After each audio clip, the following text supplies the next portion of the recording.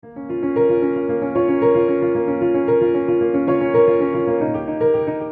name is Isaac Abraham. People know me as Yitzchak Abraham. The name of the company is Cider Consulting. I was born, grew up, and got married and had most of my kids in Yerushalayim. My dream was to be an accountant. I went to learn. I started with bookkeeping and went on. I learned 3 nights. I was a koileling man. Then I had two evenings available.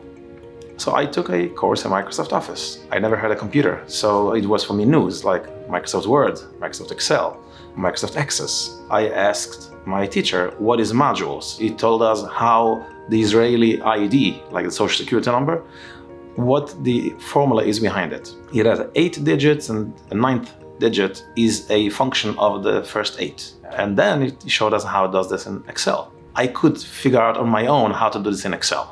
But how in the world are you going to write it to an engine exactly in a language? How do you do that? If this is possible to do with writing, what is impossible? There is not a single task in the world I will not be able to do.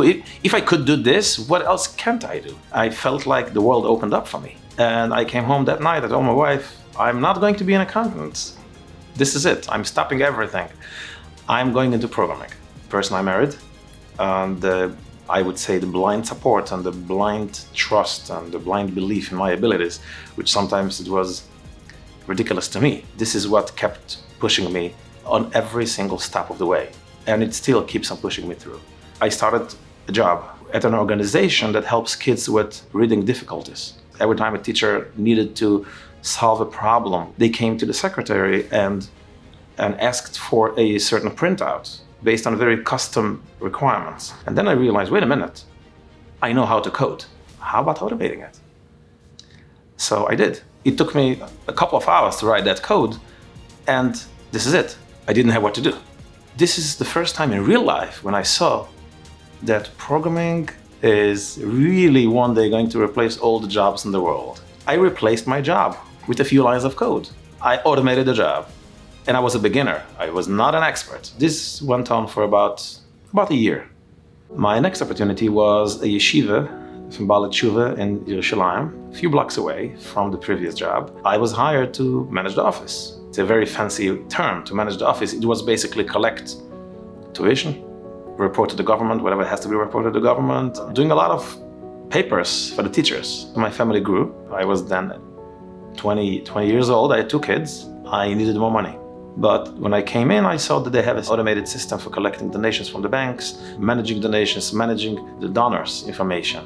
After a short while, I realized that we can actually use that same system. If I'm going to extend it, we can actually use it for tuition as well. In programming, I was a beginner, an absolute beginner. Once a month, the programmer, which is a first-class programmer, good friend, he came over once a month. If they needed some adjustments, changes, bug fixes, he came over once a month for 1 day.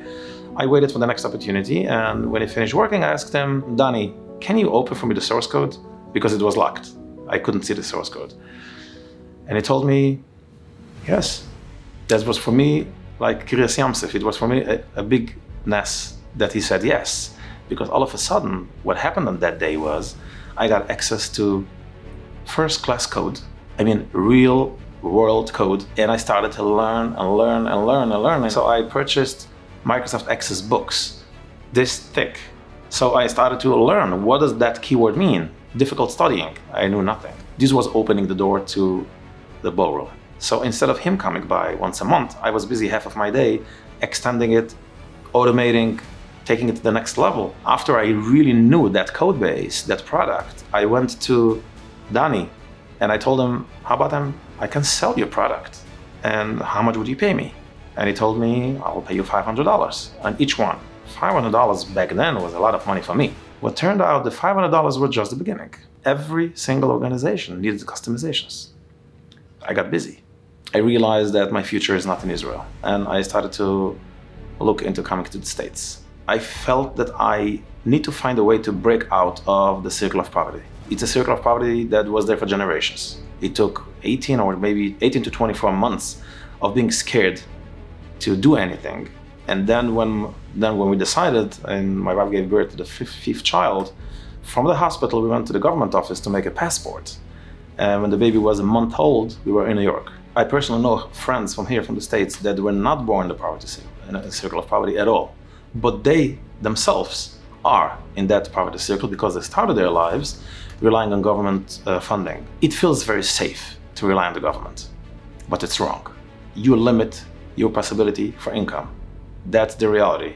Paying taxes is part of being a gulas. You are teaching your kids that the money grows on the tree. You cannot really grow by being under the radar. So here I was, 5 kids. My youngest is a month old. I left a brilliant job, and I didn't have a job for another 3 months. I would say the most difficult time of my life. I hit rock bottom. So after 3 months, I found a job as a warehouse picker in a retail company in Manhattan, in New York. It was physical work. I am not built for physical work. It was breaking not only my body, it was breaking my soul. I was on a lunch break in the lunchroom, and I was wearing these blue-collar clothing from the warehouse, and I heard the marketing department, they have to do keywords on the search engines, the paid keywords, like Google Ads. If they could automate it, that would be a revolution. And I told him, I can automate it for you. And he looked at me like, who are you? Over here I work in the warehouse, but I am a programmer. I told him, give me a chance to speak to my manager so he can give me 1 hour a day to work for you. And let's automate it. And he got that permission, and I started to work for him 1 hour late afternoon. And then it went up to 2 hours, and it took about a month, and we automated that work. And then after 9-10 months, they released me from the warehouse. And I was now a programmer officially. They wanted to use a set of languages which I had no clue about. They told me, listen, we see your skills and we want you to learn those languages and we are going to pay you.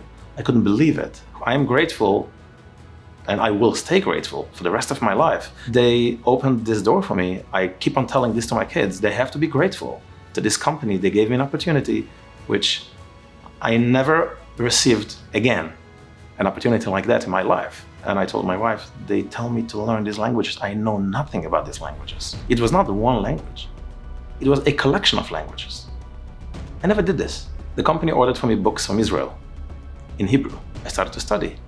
I was the only person that was not working. And I had to move back to Israel. And I wanted to keep my job. If you go live with that website by the end of August, you can move back and you'll keep the job. Challenge to build that website was way above my head. I finished the website, I moved back, and I worked remotely. They hired programmers in an Eastern European country, and they made me the manager of the developers in that company. I worked with people that studied programming university and knew all these languages far better than me. And that's an understatement. I learned from very smart people, which formed the way I look at people that work under me. I was offered to come back to the States and grow inside the company. So I knew that in order for me to be successful, I need to burn the bridges behind me. So I sold my apartment. It was not sustainable to live on what I earned back then with 7 kids in New York. It was not sustainable. So I worked 16 hours a day in order to make ends meet, to live comfortably. This is going to lead me somewhere. I didn't know where. I was called to top management. They told me, listen, it's the beginning of July. We want to go live. They have a sub company. And they want to go live for the holiday season with a new website. And it's not enough time. Can you do that? This was the biggest challenge ever. I can be live on November 1st, if you give me what I need. This website went live on November 8th, which is 1 week late. Back then, it was the most successful holiday season they ever had. They offered me to be promoted to be the chief technology officer of the company. I couldn't imagine ever that I'm going to so fast approach that position. And it was a great learning experience. All I had to work on was basically a transition plan. How do we transition from the current leadership to my leadership? The people in the team were cynical about the ability to stabilize the team, and so was I. It took about 18 months to melt that cynicism. Eventually they saw that they are appreciated. I didn't believe in myself. I had no reason to. People opened doors, unexpected doors for me. One of the biggest benefits of this is the way you impact people's lives. After about 3 years, things changed around in that company. And I realized that, okay, I'm sitting here for way too long. I secured an opportunity and I noticed the company, I gave notice that I'm leaving. They enabled me to take my life story into a completely different place, a place where I'm very proud to be. I did the hard work part, they did the opportunity part. And that's why I am very appreciative to them, and I will be appreciative to them for the rest of my life. This is real life. So I now own a consulting agency. Every direction I look, it's uncharted territory. First of all the work that I did my entire life, I'm now doing on top of my pocket. That puts a different weight on that uncharted territory. You're making the mistakes and you pay what's called the Rebegeld. So you pay from your own pocket for your mistakes and for somebody else's mistakes. This is the first time I felt that every position up to here, anybody could get to that level. Owning a company that aims at growth, investing in growth, doing that is not for everybody. I know executives in large companies that could easily open their own companies, and I admire their choice not to. You don't necessarily have to open your own company, but don't be stale. I know people that are 50 years old and they have no chance of getting a job because for 20 years they didn't learn. You have to learn. The world is changing. Cider Consulting consists of 2 teams. We have one team that consists of project managers, business analysts, user experience designers, system architects, database administrators, all the high professionals that they are responsible for 80% of the success of the project. And then we have a second team, which is developers, testers, automation engineers that are automating the tests. So these are the 2 teams. And these 2 teams, of course, they're one, but they do different things. I think this is the reason for our success is because we are really listening. Our job is not technology, really. It is about listening between the lines. We made a lot of mistakes in the beginning, of course, and now we are much smarter and the chance of success with our team is much higher. Cider Consulting is not just developers. We are consultants. It's scary to pick up opportunities. It is. But if you work hard and you pick up the opportunities that are coming your way, you're going to be lucky.